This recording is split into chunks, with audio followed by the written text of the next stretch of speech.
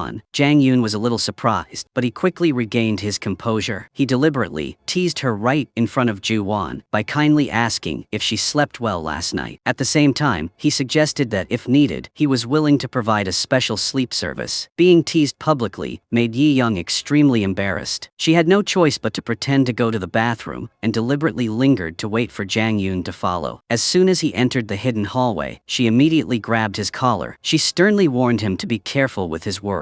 Jang Yoon was not afraid at all, but he smiled and avoided her. However, he could not hide his jealousy when he complained. He expressed his discomfort when he saw the woman he cared about having dinner with another man. In front of that attitude, Yi Young awkwardly let go of her hand. She quickly explained that Ju Won simply invited her to dinner to celebrate her new job and had absolutely no other intentions. When returning to the dining table, Ju Won kindly asked about Yi Young's insomnia. He even said that he would have to learn how to lull her to sleep in the future. At this moment, a storm came. A secret photo of Ju Won and Yi Young having a happy dinner was suddenly spread online. Seeing the photo, Eunju was extremely angry. She immediately called Ju Won, but he did not answer. With a sharp eye, Eunju squinted at a small corner of the photo, and she recognized the familiar back of the waiter. Without hesitation, she immediately rushed to the restaurant. She blocked Jang Yoon's way. Just as he was about to leave work, Eunju stared at Jang Yoon's face with a suspicious gaze. She firmly asserted that before he joined the orchestra, they seemed to have met somewhere. She stepped forward to touch his face to verify her guess, but he immediately pushed her hand away. With a cold and distant attitude, he warned that he didn't like being overly concerned by anyone. At the same time, he asked her to never come see him again. After dinner, fate arranged for Yi Young to accidentally run into Jang Yoon at a nearby convenience store. Because she didn't want him to misunderstand what happened earlier, she decided to take the initiative to clearly explain that all meetings between her and Ju Won were purely for work purposes. There was absolutely no male-female relationship between them. However, in response to her seriousness, Jang Yoon only smiled meaningfully. He teased her and asked if she was under the illusion that he liked her. To her bewilderment, he calmly said that caring for someone and liking someone were two completely different concepts. Realizing that her sincerity had been turned into a joke by him, she felt embarrassed. In this awkward situation, she intended to leave. Before turning around to leave, she resolutely paid him for his sleep service. At the same time, she firmly declared that from now on, he would never call to bother her again. No one expected that very night, Jang Yoon would suddenly appear in front of Yi Young's house with a face as if nothing had happened. He took the initiative to invite her out to talk. The two of them walked together to the park near their house. They quietly watched the sparkling lights from the tall buildings in the distance. In that rare moment of peace, Yi Young decided to take off her shell and open her heart. She choked up as she told about the tragic traffic accident that cruelly took away both her parents when she was young. As soon as she finished speaking, she accidentally took a step and dislocated her foot due to her emotional state. Luckily, Jang Yoon reacted in time, and he wrapped his arms around her. Once again, the physical contact at such a close distance made Yi Young's heart flutter and lose its rhythm. Unable to contain her emotions, she hesitantly mustered up the courage to ask if she could kiss him. However, when she saw him stunned into silence by his bold proposal, she quickly explained that the scene tonight was too romantic, which made her momentarily confused and misspoke. After saying that, she turned around in embarrassment and wanted to run away, but he quickly held her back. He looked straight into her eyes for a few seconds, then suddenly bent down and placed a sweet kiss on her lips. She was surprised, but also filled with happiness. She thought that, from that moment on, the two of them had officially become a couple. The next day, she sent 2 messages to Jong-yoon, but she waited a long time without receiving a response. After work, Yong was about to find Jong-yoon to ask for clarification, but Ju-won asked her to go with her to meet a music professor they hadn't seen in a long time. The conversation between the three was very pleasant. The professor excitedly asked Ju-won to play Go with him. Yong immediately volunteered to get the board from the next room. While looking for the board, she suddenly saw a framed photo in the room. The person in the photo was none other than Kim Yi-an, Jang-yoon's deceased younger brother. At that moment, Ju-won saw that Yi-young had been gone for a long time and she still hadn't returned, so he went to look for her. He caught her staring at the photo. He immediately asked her if she knew the person in the photo. Memories came flooding back like a flood. A year ago, in the pouring rain, Kim Yi-an collapsed on the cold ground, his whole body covered in blood. A mysterious man approached and slowly removed the mask covering his face. That face was Nam Ju-won. It seemed that Ju-won was hiding a shocking secret about Yi-yeon's death in the rain that year. In response to Yi-young's question, Ju-won calmly lied that Yi-yeon was just an old colleague of his at the symphony orchestra. The feeling of suspicion clung to Yi-yeon and did not let go. She decided to ask Jinny if she had ever mentioned the name Yi-yeon before she lost her memory. Jinny searched her memory and said that Yi-young used to be an assistant to a pianist named Yi-yeon, but she did not know the specific details. This information was like the last piece of the puzzle that confirmed the mysterious connection between Yi-young, Jong-yoon, Ju-won, and the unfortunate boy, Kim Yi-an. Before, Soo-young had asked Yi-young to pick up Kim Yi-an at the airport, but ironically, now she could not remember anything related to that boy. However, what makes Yi-young more worried right now is love. After the sweet kiss with Jong-yoon, he suddenly disappeared without replying to any of Yi-young's messages. At the orchestra, Yi-young tried to talk to Jong-yoon many times, but he acted cold and deliberately avoided her. Jong-yoon's confusing attitude made Yi-young extremely upset. She went to the bathroom and mumbled to herself to relieve her feelings. Just as she was about to leave, she suddenly discovered someone lying unconscious on the floor. When Yi-young lifted the person's hair, she was shocked to realize that it was Ha Eun-ju. She quickly took Eun-ju to the emergency room. Here, the truth about the violin genius was revealed. Eun-ju was suffering from severe tendinitis and myositis. Every day, she had to rely on high doses of painkillers to maintain her playing. Yi-young advised Eun-ju to rest for a while to recover her health, but Eun-ju earnestly begged Yi-young to keep it a secret and absolutely not let Ju-won know about this. Because Eun-ju was afraid of losing her position in the orchestra, Yi-young was determined to confront her to resolve the complicated love affair. Yi-young took the initiative to meet Jong-yoon to clarify everything. She did not hesitate to frankly blame him for his attitude of deliberately avoiding her since that kiss. Holding back the choking in her voice, she explained that her action of asking to kiss him the last time was completely due to her heart. At the same time, she sincerely apologized if it made him feel embarrassed, and he had to reluctantly respond just to avoid confusing her. Next, Yi-young revealed another important truth, that through Jae-ni, she learned that she used to be Kim Yi-yeon's assistant. She expressed her strong desire to find the lost memories, even if they were the most painful pieces. Because Yi-an was Jong-yoon's real brother, Yi-young really wanted to help Jong-yoon fulfill his unfinished wishes related to his late brother. At the same time, Jong-yoon had a tense meeting with his colleague, who was assisting him in reinvestigating the old case. This person brought shocking news that the truck driver who caused Yi-yeon's death had been released on bail. It seemed that some mysterious underground force had paid money to take care of him. However, the identity of the person behind it was still an unsolved mystery. The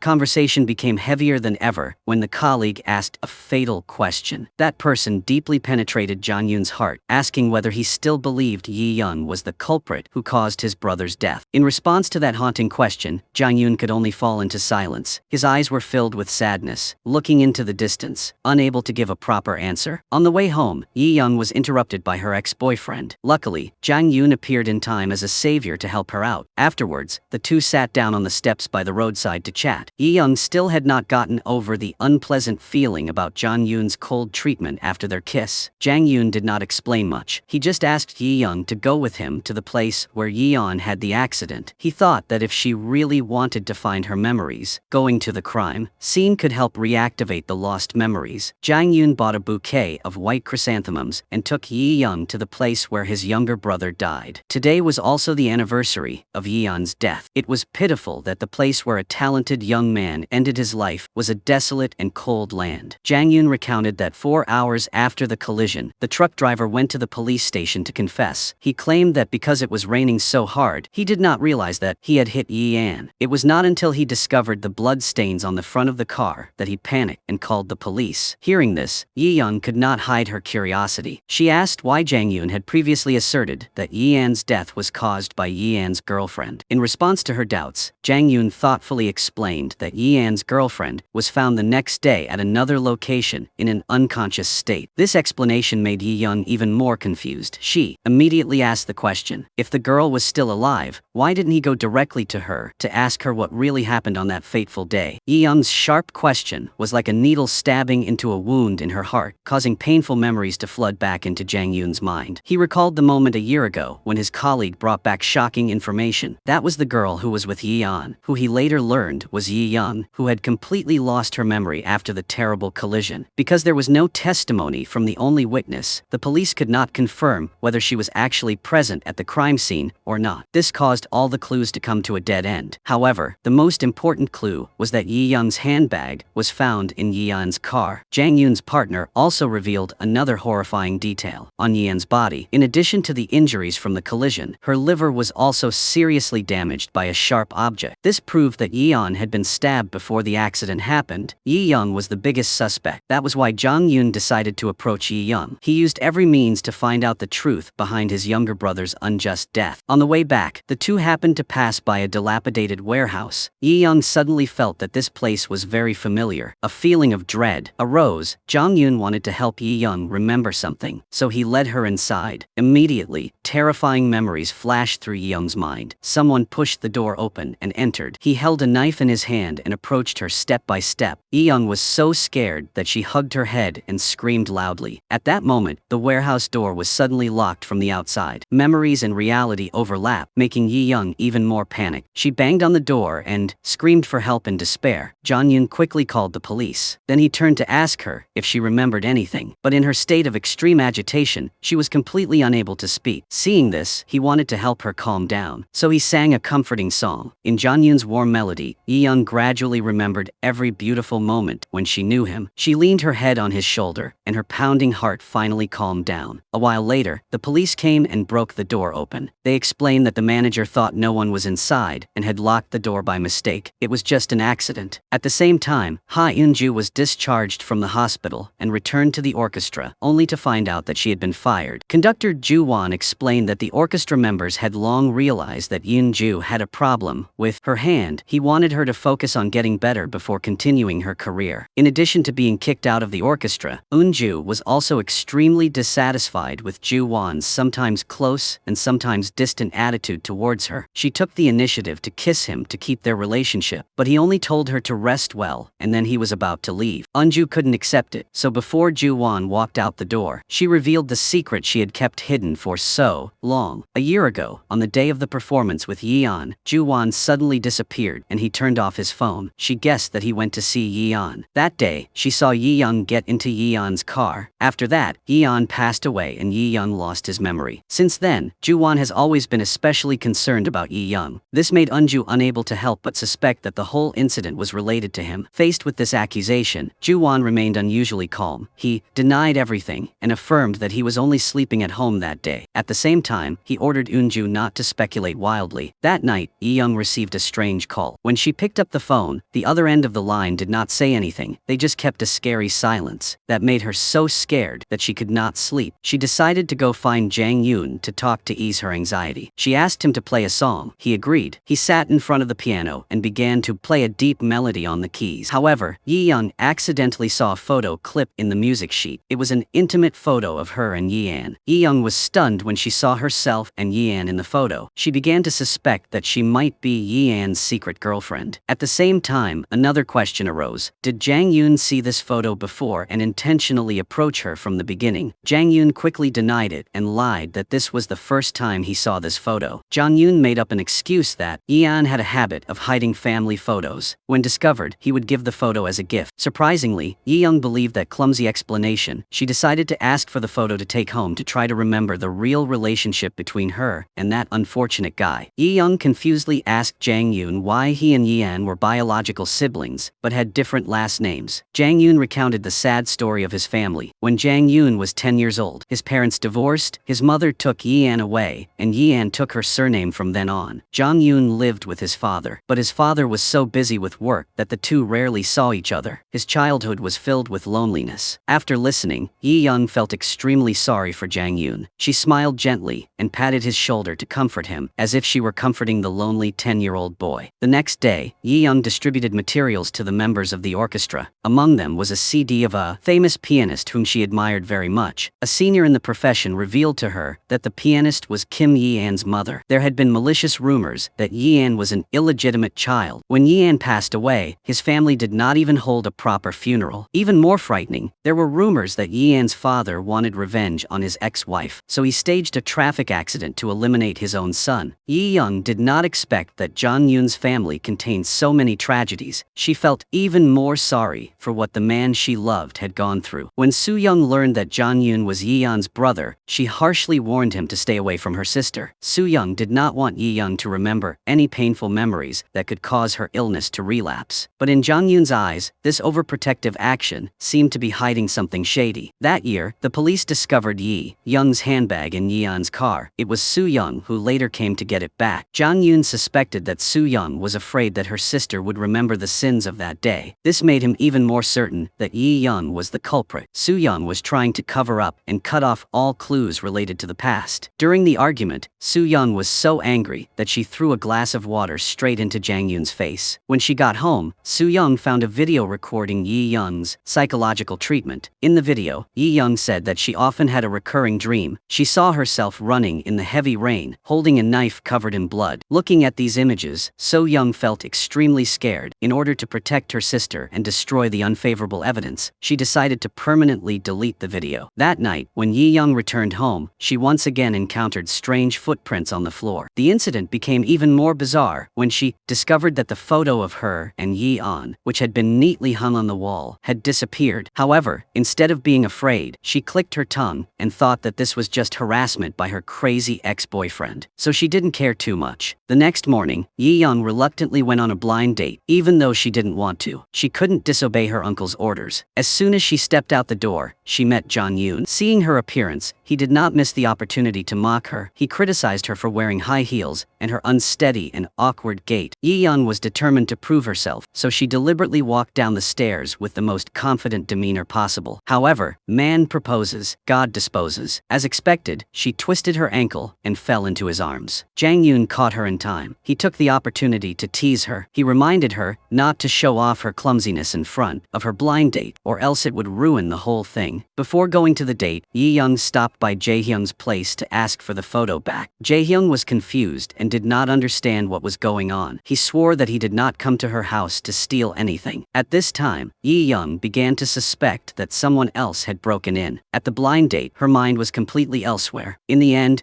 not wanting to deceive the other person, she frankly admitted that she had someone in her heart. She only went on a blind date because her family forced her to. After Yi-young escaped from the blind date, she and Jang Yoon had a proper date. The two spent a happy day together, eating and having fun. They temporarily forgot about their daily worries. However, this joy did not last long. When she returned home, Yi-young heard music coming from her apartment. She confirmed that she had not turned on the music before leaving, and that she did not have any albums playing.